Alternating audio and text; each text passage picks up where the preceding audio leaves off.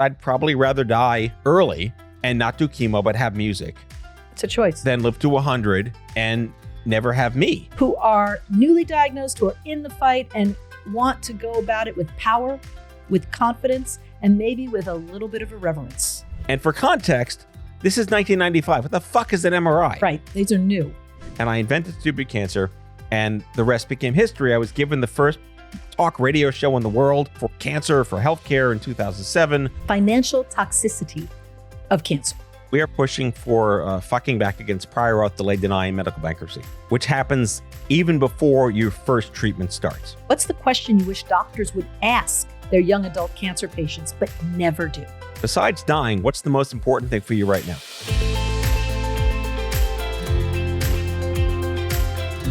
Your insurance company is betting you don't know your rights.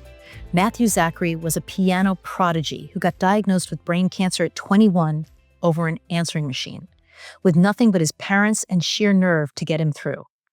Now, he's building the first cancer patient voter bloc in America, and he's here to tell you exactly what you should demand. He was the host of Stupid Cancer. He's been podcasting and spreading, if you will, the gospel about a different way to think about cancer and higher expectations for patients to have of the system. Since 2007, he is a huge personality. He's a force of nature. I am so excited to have you on my show. So welcome. Do I call you Matt? Matthew? What do you want me to call you? MZ? And you are? Oh, I'm Joelle. And don't you know who I am? I'm Joelle Kaufman, and this is Kicking Cancer's Ass, where we— Damn straight. I'm right. And we are talking to people who are newly diagnosed, who are in the fight and want to go about it with power, with confidence, and maybe with a little bit of irreverence. Amen. Amen. All right. So let's start with you. Matthew, tell my listeners don't know your story, but I know it started back when you were 21 and that you were a very gifted musician and something happened. What happened? I was a prodigy. I own that. My imposter syndrome is fading as I turn 52 next year. I was a prodigy. I instantly took to music, and I was doing like bar mitzvahs and weddings in middle school and in all sorts of bands in high school. And I was playing at bars and all things like 15-year-olds didn't do. Oh. So I was a concert pianist, a jazz musician. I was music directing. I was doing bar mitzvahs in high school. Got to college for film composition and minor in computer science and learning MIDI, which is computer music back in the 90s. So I owned that. That was who I was. I found my niche. I was a band geek. I was a theater nerd. That's my space. Beautiful space. Me and my Jew friends were just awesome space. Man plans, God laughs. Got school. 3 years in. Wanted to go to grad school. Wanted to be John Williams. Who wouldn't want to be John Williams? It's a good aspiration 21 for a years prodigy. old. Yes. So I was working at the World Trade Center during the summer of 95 as an intern. I was the printer kid. I fixed the toner on the 68th floor of Tower 2. It was a great temp job. I didn't play piano much that summer, but when I got back to school, I immediately noticed that my left hand felt different. And only my left hand felt different. And for the non-musicians, I'm going to use the word arpeggiate. Mm-hmm. And for the musicians out there, they know it means how quickly you can move your fingers up and down a guitar fret or a piano keys, scales and whatever. And I noticed immediately that there was something weird when I got back to school in early September. So, of course, I'm 21. I'll chalk it up. Whatever. I'll just play harder. Maybe I didn't rehearse enough during the summer. Famous last words, just get worse and worse and worse and worse. I couldn't grip a pen, couldn't type, couldn't do anything. So in the movie Amadeus, he kind of swaps hands. So I just switched hands. God. And I conducted with my nubbin hand and I played with my right hand. Like just as one does when one is a ignorant, invincible, invulnerable, prodigy, genius musician that wants to be John Williams. But then shit really hit the fan because the doctors were like, oh, you might have this. They eventually gave me Robitussin. Didn't work. That's a separate story. But I wound up having like a slurred speech moment. The headaches just were there, but they didn't really bother me. I just kind of worked around them for a while. And I don't know. I think after slurring my speech and fainting and having dizziness and my eyeballs going sideways like Marty Feldman and Young Frankenstein, there's something wrong with me. Right. Went back home, saw my dad over Thanksgiving break. They smacked the shit out of me because I didn't tell them there was anything wrong with me until they saw me. I'm like, what the fuck's wrong with you? Saw my doctor at the time. He's like, well, you need help. I was like, Thanks. all right, well, can I come back in 2 weeks? I got finals and I got to produce Gory Stories and Joseph and the Amazing Technicolor Dreamcoat. And this pot said, sure, come back in 2 weeks. I would have like put me in a straitjacket. Right. Like right in the hospital. Staple you to the bed. Yeah, literally. But this guy let me take 2 more weeks and everything hit the fan in those 2 weeks. I collapsed. I couldn't function. And then my dad came up to get me and I went home. I did produce one of the shows, not the second one and whatever. But then everything got really serious, which is that we finally were told to go get an MRI. And for context, this is 1995. What the fuck is an MRI? Right. These are new. We don't know these things. Right? I know the Incredible Hulk had gamma rays. That's all. Lou Ferrigno was an MRI. So for this 80s kid. Okay, so we're going to worry about you're going to transform into the Hulk. I have no idea what's going on. And so the story goes that my mom and I went to the radiology clinic, had this 2-hour scan. MRIs don't take that long these days. 2 hours in the tube. Go out for lunch. Get back at the house. This is December 27th, 1995. It's a Wednesday. The answering machine was blinking. Because back then we had those. But what it meant was, why would it be blinking at like 11 a.m. on a Thursday? Who's calling the house at 11 a.m.? Everyone's at school. The teachers are working. So we knew there was something weird. So basically, I was diagnosed with a brain tumor over an answering machine. They said, we found something in your head, come back. So went back. By the way, got another scan. Are you at a local, like, community hospital at this point? Yeah. This was Staten Island University Hospital, which today it's a Northwell gold standard thing, whatever. But back then, you wouldn't normally want to get your toenails clipped there. But that was where we were. and it was fine. We got the second scan. They added some contrast or whatever the blah, blah is. And then they called again and said, you need to meet with our neurosurgeon. I was like, what the fuck is a neurosurgeon? Right. I don't know what's going on. So here's where the Jew part comes in. I mean, the whole thing's the Jew part. But the neurosurgeon in residence at the time was a mensch named Dr. Ehud Arbit. Ehud Arbit had just recently sunset his career at Sloan Kettering after 30 years and was moonlighting at Staten Island University Hospital to sort of like phase out. It's like Beshert. They're putting somebody in your path. He was there when I needed him to be there. And he met with us on Shabbos. Orthodox Jew, head of neurosurgery at Staten Island University Hospital in 1995. Met with us for 3 hours on Friday night, the 29th of December. My parents and I. My brother was in school. He was a freshman at the time at the college at Binghamton where I was. Okay. And he level set. We felt safe. We felt heard, seen, spoken to, appreciated, empathetically connected to this man. And he said, we have to get this out of your head, figure out what it is, and then we have to figure out what to do with you. So on December 29th, we planned brain surgery. It still hadn't really hit me yet that, okay, but I was kind of actually happy there was something in my head because it explained what the hell was wrong with me. Yeah, an answer is better than we have no idea. Your answer ultimately sucked, but... Yeah, it's something. Oh shit, it's something. Right. It's kind of like my reaction at that point. So of course I had to call the school. And I was, big fish in a small pond in my little major with my theater, music, nerd people. I got a brain tumor. I don't know if I'm going back to school or not. And they did the right thing. My professors and my mentors were like, you're good. Don't worry. Take care of that. We'll get you. Yeah, don't worry about anything. We're not going to be the college that tells the cancer kid no. All right, let's make the right PR move here, Binghamton. Well done. So the waiting period between the 29th and January 9th, which was the day of the surgery, was just like torture. I had to go on high-dose steroids to reduce the pain in my body, which I gained like 40 pounds in a month, which is insane. Wow. I was a big kid at the time to begin with, because freshman 40 for 4 years, it kind of adds up. Upstate New York's got some good Walmart. Yeah. I have a kid who goes to school up at Hamilton. So upstate New York, it's cold. You got to eat. It's cold. And Wegmans makes the best cookies. So, that was like my diet for 4 years. Long story short, my surgery was scheduled for the 9th. On the 7th was the storm of the century, which blanketed the city in 1,000 feet of snow. So they had to postpone my surgery for a day. And even though it was 3 days later, from the 7th to the 10th, it was impossible to get there. We followed like the army, like crawling out the tracks and the police to the hospital. Surgery on the 10th, 8 hours, got the whole thing out of me, clean margins, X, Y, and Z. What do we do now with Matt? There's another sub-story that's going to be in my book about how I was visited by a priest, told him I was Jewish, and he left. That's great chaplaincy there. Great chaplaincy.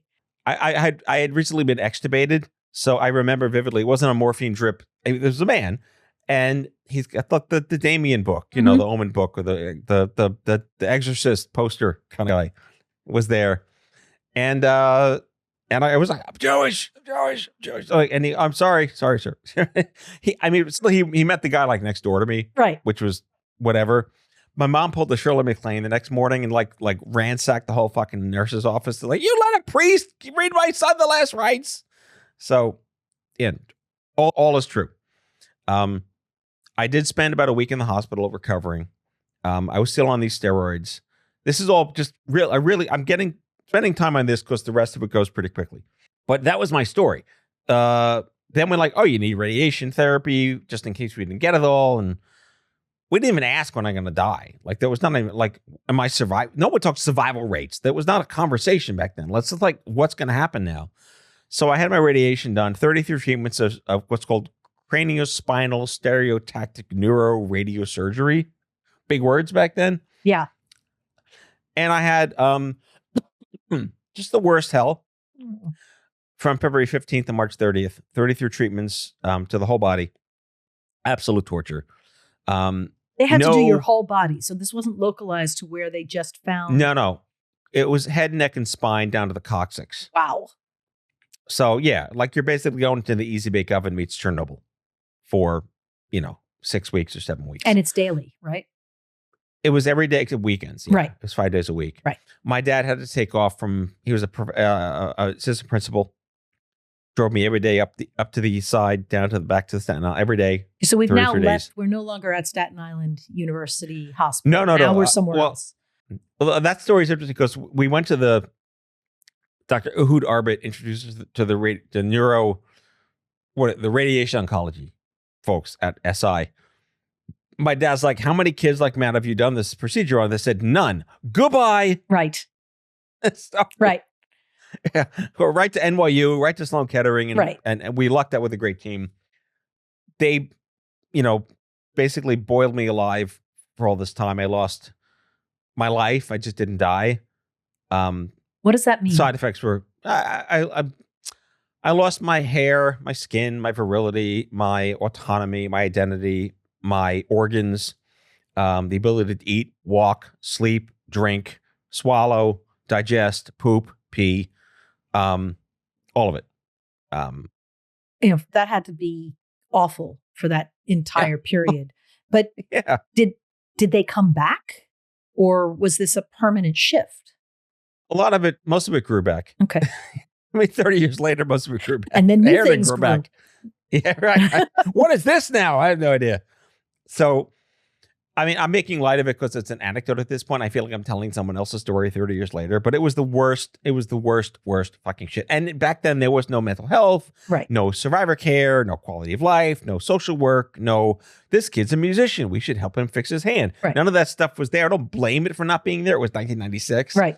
But at the same time, it would have been nice to be, oh my God, how are you feeling? Right. So nothing. Probably also no peers. Oh God, no. Right. No. The irony in that story is that I was 21 and I was in pediatrics because that was where they threw me. Because the tumor I had, called the medulloblastoma, is a congenital tumor. You're born with it. Most kids that have it usually kind of like get fucked up by it before the age of 8. I was 21. They'd never seen that before. I was in a 1, but I was still stuck with 8-year-olds and 6-year-olds and 2-year-olds. So in the clinic with the doctors, many of the patients were in their 20s because their kids were newborns. So I was thought of as a parent, and like my dad was the grandparent of the baby who has cancer, but I'm like, no. I'm the baby. Me. Yes. With the really poorly designed knockoff Mickey Mouse on the wall and the ducky plushy carpets and the clouds on the ceiling. I felt incredibly out of place, but I would have also if I was with the geezers too.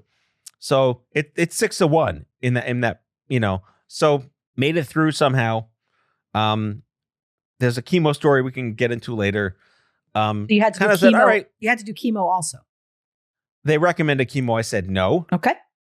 And I said no only because I didn't know that there were side effects to chemo. They didn't tell us that there were side effects. I was lucky enough to have an uncle who's a geneticist. In like the 70s, he was doing geneticism, whatever that word is. Genetics. 70s. Genomics. Whatever it is. Okay. It wasn't called that back then. And he's my dad's best friend from Hebrew school in the 50s in Brooklyn, named Jay Tishfield. And he had been like looking at what's going on. And he stepped in and said, my dad's like, Jay, they want to give me that chemo. I was like, what kind of chemo?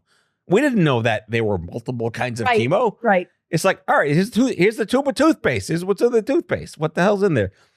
Jay found out that 2 of the chemos they wanted to give me would have given me permanent hearing loss and nerve damage in my fingers. And you're a musician. Yeah. You'd think they would tell that to me in advance of recommending it. So we found that out because I was lucky enough to have Uncle Jay, my godfather. And that informed us that I'd probably rather die early and not do chemo, but have music. It's a choice. Than live to 100 and never have me. And that was the most difficult decision I didn't know I had to make at 21 years old. And I look at from a survivor guilt perspective, I look at my uncle, who was 49, telling his 21-year-old godson, you'd rather die as a musician than live as nothing.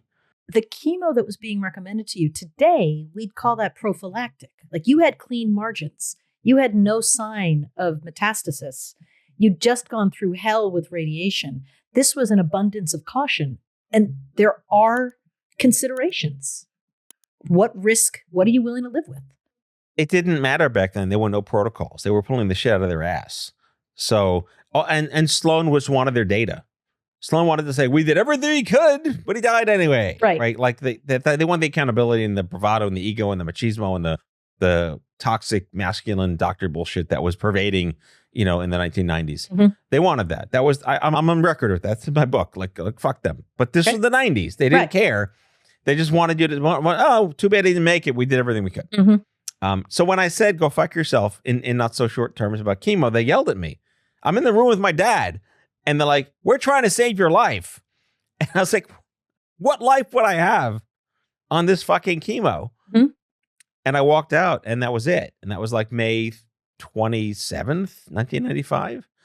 And then never went to Sloan again. I went back to NYU for my care, MRIs every 3 hours for 30 years or whatever. But that's the story. That's phase 1 of the story. And nothing really ever happened until about 7 years later, but I just kind of eked through my 20s and my 20s sucked. Did you go back to Binghamton and finish, or did they let you finish remote?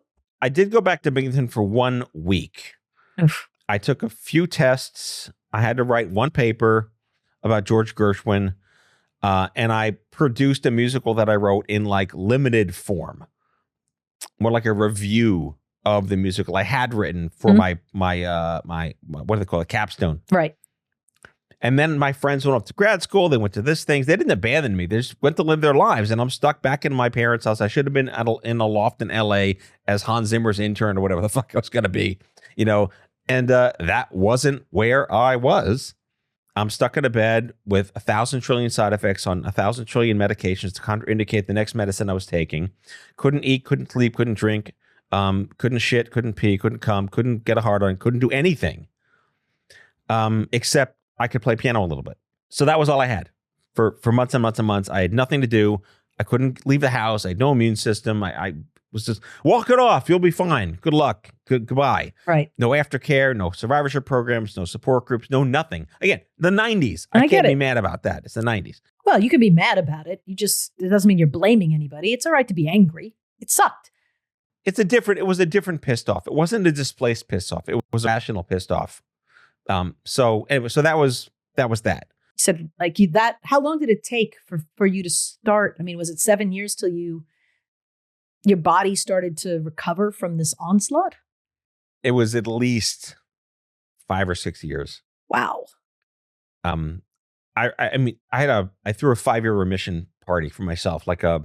At 26 years old, I threw like a second bar mitzvah. I'm alive. Mhm. Holy shit party. Let's celebrate. And I had met my wife, 6 months prior to that. We just started dating. And she remembers back then I was still a hot mess of immunocompromisations and medicines and coughing and all these things. I mean, I still live with late effects. I mentioned I had eye surgery last week. That's a late effect. Like all these, they're good problems to have.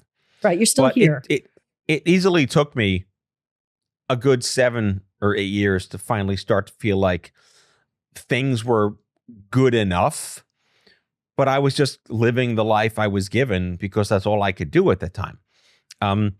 So I regained my music skills by then. Not as good as I was in undergraduate, but I was giving piano concerts. I produced some albums for myself, and I was feeling like cancer didn't take the one thing away from me that it tried to.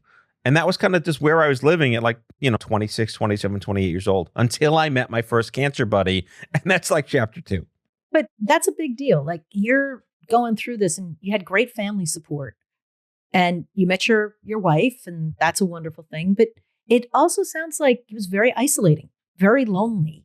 You finally meet someone who's like, I've been on this path too.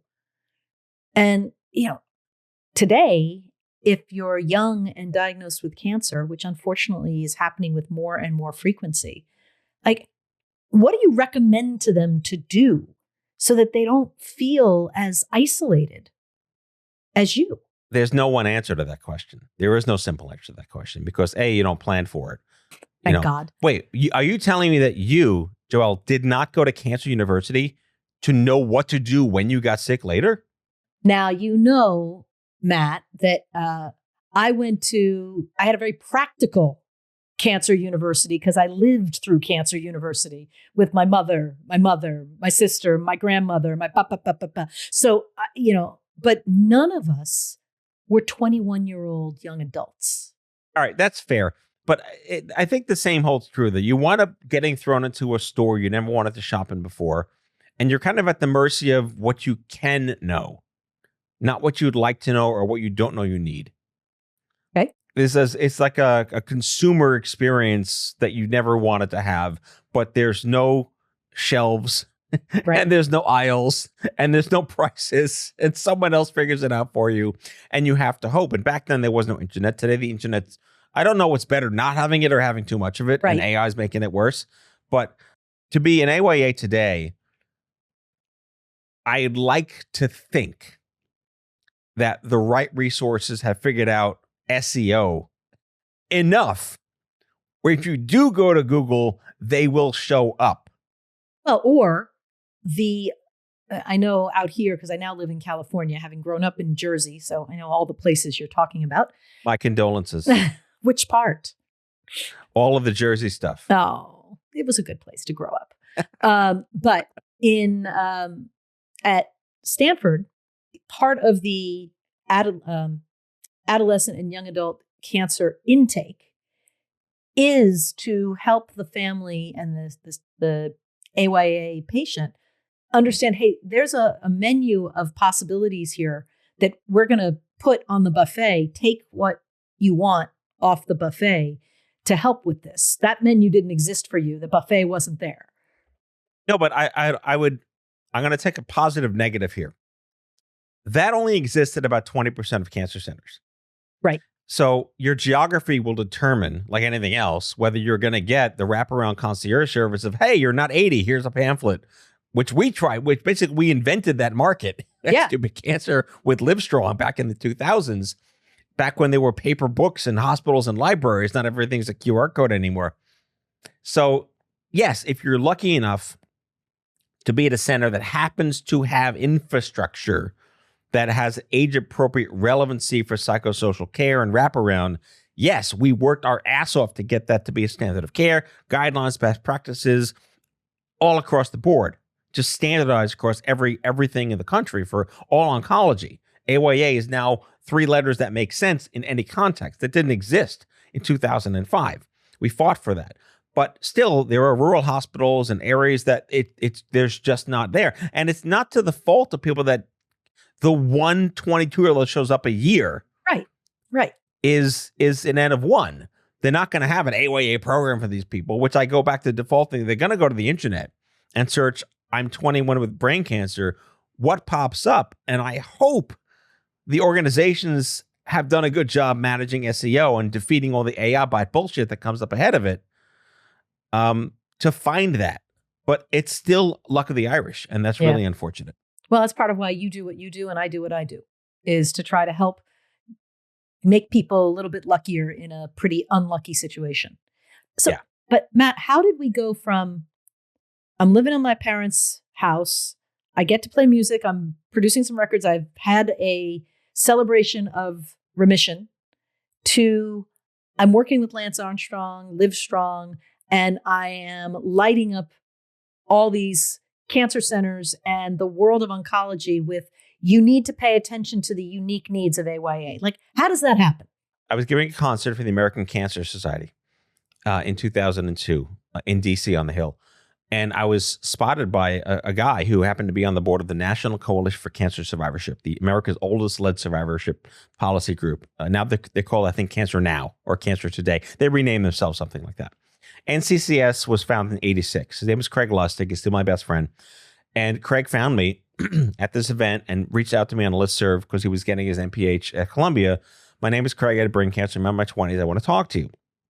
I'm like, who the fuck are you? What? Sorry? Hello? You mean there's another me? Bald, Jew, downstate, brain cancer in his 20s. You know, he went to Binghamton, which is ironic. Wow. So he took like 8 boxes. He was gay. I was straight. 8 out of 9 boxes on day 1. Had a beautiful meeting with him. And he asked me, he said, I do this. I'm on this board. I work with these groups. How would you like to be a cancer advocate? And I said, what the fuck is a cancer advocate? Right. Look, these are not words. Those are not words. Like, what does that mean? And he said, we're going to help you make sure the next you has a less shittier time. And I'm like, all right, what the hell does that mean? Tell me. I'm in, Right. you know. So between like 02 and 06, I started like bifurcating my career. I started moving away from my day job, did some consulting work. I was in the advertising industry and new media. I went from the toner kid to like the Cork Express, Macintosh, creative logo brand design kid. That was kind of where I was at in the agency world. So because I built brands and I understand marketing, you know, because of those days.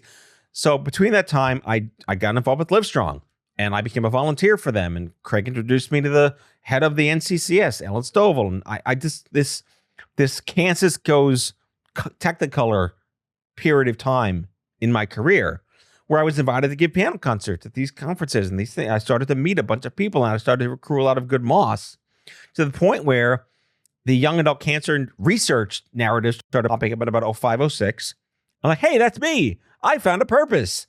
And I was the only like histrionic nerd that knew marketing, branding, and entertainment and whatever that wasn't like either a really well-bred nonprofit executive, an academic, a researcher, you know, or just a good community grassroots organizer or in politics. I was an N of 1 in the space of media. Mm-hmm. So I was like, Matt, you should start a nonprofit for young adults. I'm like, what a nonprofit? Excuse me? Isn't that like the Goodwill? Like, what the hell's nonprofits? So yeah, I dipped my toe in the water. Like, I'm going to just do this. I have no idea what I'm doing. And I invented Stupid Cancer and the rest became history. I was given the first talk radio show in the world for cancer, for healthcare in 2007. It was streaming live. If you missed it, you're screwed. Those days that we remember. Yep. You know, watching, you have to wait 30 years to watch Friends whenever you want. Like, this was the day when you missed it, you missed it. So we had millions of people listening after a couple of years because if you missed it, you missed it. So I became like, they called me the Podfather. Great. I got a show. I didn't know it. And I've been yelling it into a mic since 2007. Stupid Cancer went on to become like the most successful AYA ecosystem on the planet. It's still run exceptionally well. I'm really good with my successor, Allison. Props to her. And I stepped away a couple of years ago because I wanted to do something bigger. And then the pandemic hit. And now I'm back where I was going to be a couple of years ago. So that we're kind of concatenating it a little bit, but that's really the insane Forrest Gump-like trajectory I've had. Well, and that's what life is like. There's these random moments and they cause us, I call them curveballs, right? And we look at it and some of them you let go, but some of them you're going to hit and it changes the game. Yes. So I think that's incredible. I do want to say, if you're ever asked to do a concert, I'm a rock singer and I love singing, and I could go with you if you ever want to do something together. That would be fun. Smell some Michael McDonald cooking right now. Then. There we go. All right. As a whole host, I'll send you a playlist. Okay, great. All right. You're on. You are on. Excellent. So speaking about you, though, you want to do something bigger. What's bigger than changing the United States healthcare system for AYA? Which is tremendous. And unfortunately, I know multiple adolescent and young adults who are facing or have faced, and what you did has made their journey suck less. And for that, we are all very thankful. What's bigger has always perturbed me that it didn't exist before. Every angry group in America has had a lobby or a PAC, except the cancer community. And if there are groups that could have gotten that done, they just never did. I don't care why. They just never did. So I'm doing it. I'm starting America's first cancer rights lobby and a voter bloc. Now, are you partnering? Because in the breast cancer world, we've had very specific advocacy groups pushing for research. I don't think what you're pushing for is about research. I think you're pushing for something else. We are pushing for fucking back against prior auth, delay, deny, and medical bankruptcy, which happens even before your first treatment starts. The financial toxicity of cancer. It's more than that. Technically, delay, deny is also financial toxicity, but what good is research if your insurance delays and denies your care and you die? How often does that happen happen? Pervasively. Does it? Too much. Really? It's beyond anecdotal. There's tons of data. And there's $40 billion a year in America wasted on unnecessary delay, deny tactics and the reparations thereof. So there's a huge health economic benefit to America to curtail that $40 billion. No one cares about it, though, because no one wants to change it. So the big picture is a Miranda right for cancer patients, that they get a third-party Mariska Hargitay showing up that protects them from bankruptcy and insurance fuckery. And that's our goal. Okay. And what's that called? So people, if they want to get involved, can. So we're early. This is a slow burn. This will take a while about building partnerships, but wethepatients.org, surprisingly not trademarked. Now it is. Congrats. You're good at building brands, Matt. You're good at building brands. Our legislative agenda is called the Cancer Patient Protection Act. It does not to be introduced or sponsored or anything right now. We are a data polling, electioneering, marketing, and media company with a think tank that is going to basically create data around where the cancer community lives, what a voter bloc means, what percentile are we of the electorate, where do we live in specific districts, and what issues do we care about most with regard to insurance fuckery. Are you gathering data by opt-in, because there's all kinds of HIPAA things. We know there's 20 million cancer survivors wandering around the United States. This is all consumer. It's all consumer polling. Consumer polling. And I assume people could come to wethepatients.org and, like I did, say, I'm in. I'm interested. Yeah, we're collecting signatures to see who wants to be involved in the first Cancer Patients' Rights 6 months of insights, information, districting, sort of the pulse of sentiments on where people feel, what current bills are already in progress that help people, that help patients, that help the cancer community, and what laws do we want to write? So what's your top 3? Like, what are the things, if I said, I give you the fairy dust, you've rubbed the Aladdin's lamp, and Matt, you get 3 wishes for what would be possible for cancer patients. A reimbursable oncology nurse navigator in every cancer center. Absolutely. And we want to create an upstream professional class of navigator above clinic, which we're calling the cancer steward. And the cancer steward is basically the Mariska Hargitay Miranda right that you get guaranteed by the state law. And the third one is protections from bankruptcy, as if it's a consumer protection from bankruptcy. That you should not lose your life financially to save your life. Okay, I want to add one. I know I only gave you three, but one of the things when I talk to a lot of people going through cancer is they can't work as much, or they can't work at all. I mean, you had daily radiation. Your dad had to take time off work, right? So this is real. And when we built a calculator of the financial impact, yes, there's all this fuckery, and the income side can often go down. And there's a really simple fix, which is short-term disability for everybody if you're facing a cancer diagnosis. You're talking about downstream, though. I'm talking about the day you walk in the door, you don't need to be protected from anything except immediately going bankrupt and being told no by your insurance. Everything from there is downstream. Then you worry about the phase 2 of that walking in the store. So I agree. And even the bankruptcy takes a little bit of time. It doesn't happen immediately. They don't take over your financials. And what people worry about as soon as they get past the am I dying is, am I going to lose my house? Bankruptcy protection? Absolutely. Income protection? Absolutely. Yes. That's all I was saying. Yeah. Yeah, no, there's a breadth and a depth to this. And it's very much like an arrow that carves outward from there. The precedent has to be set first that 50 million Americans are the cancer lobby. There's only 4 in the NRA. And we vote. And here's what we care about. And at the state level, here's what we're going to endorse. So it's the idea for We the Patients, are you want to be lobbying at the state level or at the federal level? The states are the kitchen for federal, and federal is fucked right now. So you're going state by state by state to try to you're getting the data and you're building the ground game. Yes. There's nothing without a populist movement first. Nothing exists without a populist movement. And that's what none of the groups are doing. They're not building a populist movement. They're saying, hey, nonprofit, you have 10 people that come to DC and beg the staffer for help. That's not how it should work anymore. We're beyond that. Hill Days should be killed. There's no need for them anymore. And to your point about the cool caps in New York, We the Patients could then be the army in other states to get that bill introduced and have it take less than 5 years to pass. Sure. It's absolute no-brainer. And on that one, what's ridiculous, this was part of my argument with my insurance company, is you reimburse wigs, but you won't reimburse people not losing their hair in the first place. Mm-hmm. Like, that's nuts.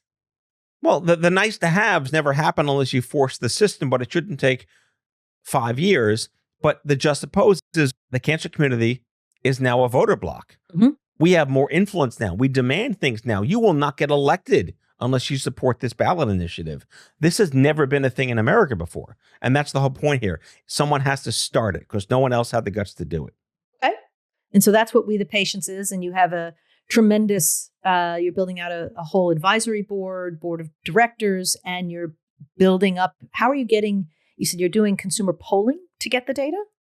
Nothing's happened yet. We're in startup mode, which is great because you don't need to be doing anything. We don't have to plan to do anything. We just know what we need to get done slowly. Okay. This is 2027. This is the right thing to do at the right pace. You can't do anything now. The country's falling apart. You got to take it slowly.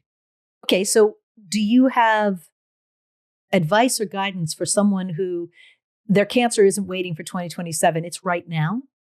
And what should they, I'll use the word demand, of their healthcare system or advocate for to help them have the least bankrupting, the best care? It's not possible right now. You're at the mercy of your payers and you're at the mercy of your employers.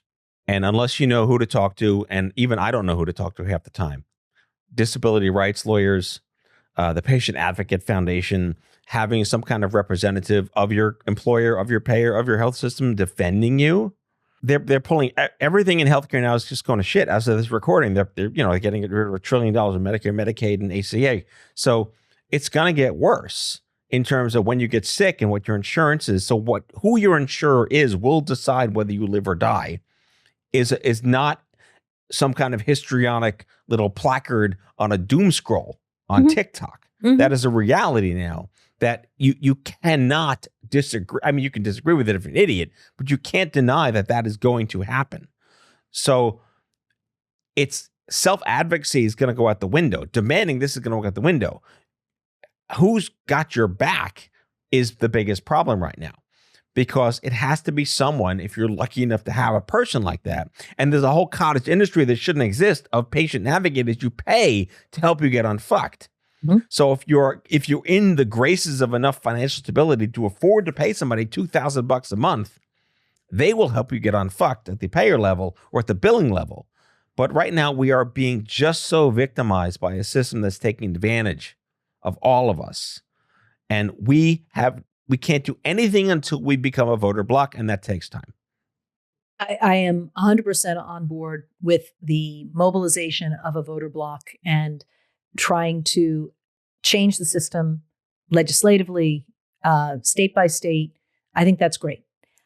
I also have seen in my crazy cancer journeys over the last 42 years that the people delivering healthcare are open to working with you on, even if it's scheduling things so that you can be part of your life, or talking about, look, I'm financially concerned.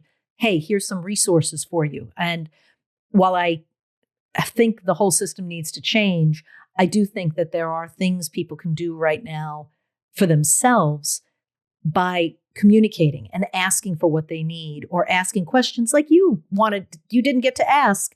And Uncle Jay said, hey, by the way, the side effects of this are pretty significant. Are you in for that?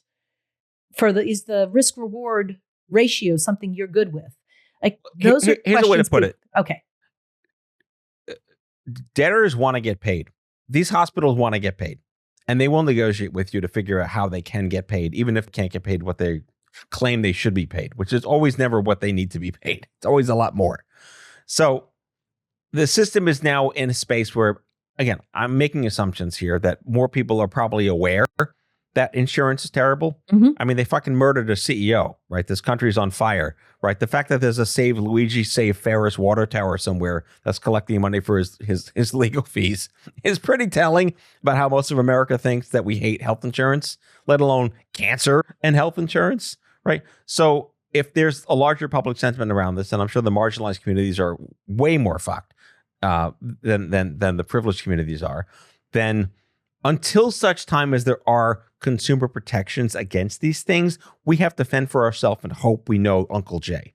And we have to ask questions. We have to get educated. We do have the benefit of a lot more information. Could be too much, but a lot more information than we did when my mother went through in 83 or when you went through in 96. Like, we have more, and we cannot be silent.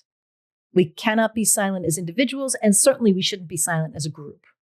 Well, that's the thing. Like, we're not asking for awareness. We're not asking for permission. We're asking for power. Now, we're taking power.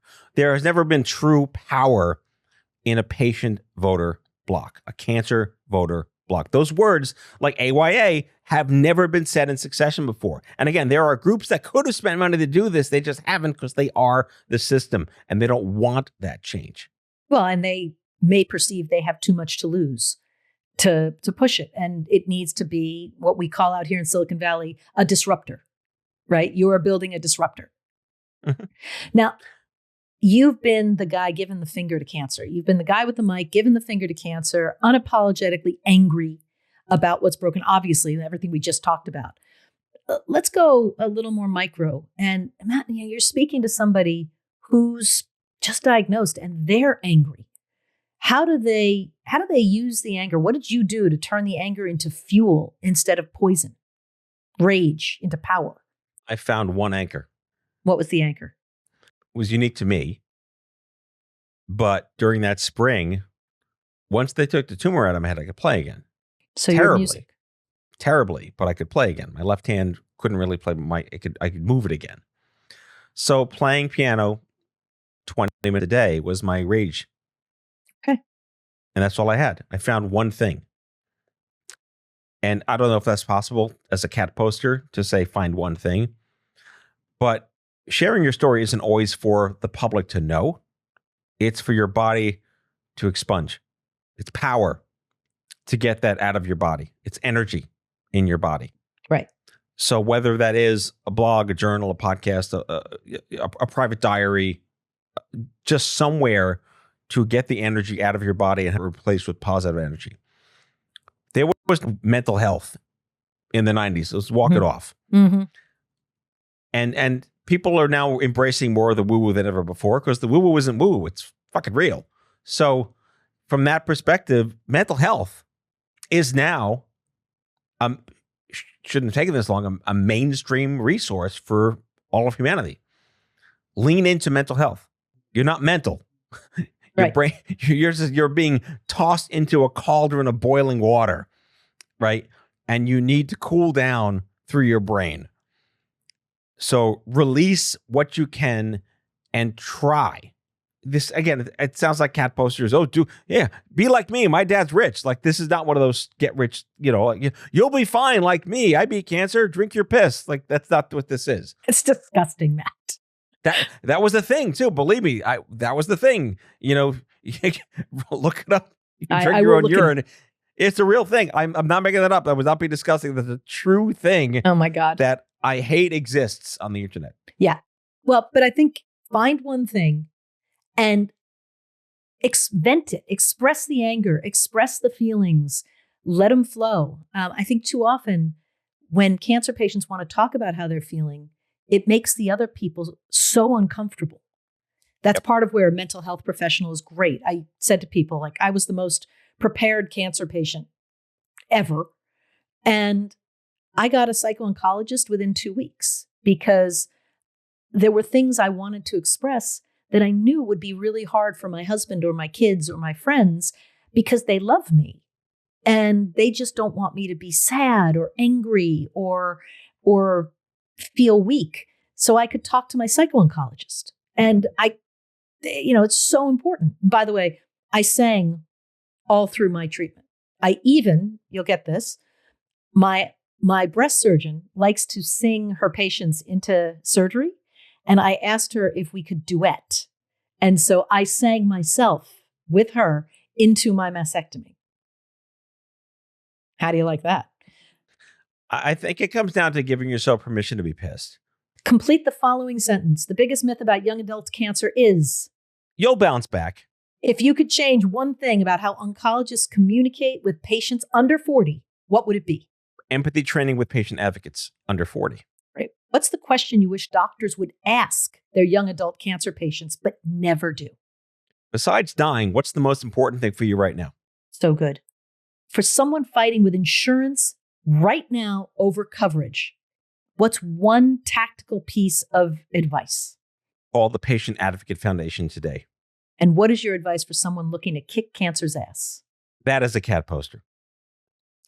When you're going through hell, keep going. Excellent. Matt, you're awesome. I hope that We the Patients becomes a huge force in our political system and one of the catalysts for change. Thank you for being on Kicking Cancer's Ass. This has been an honor and a pleasure. Thank you.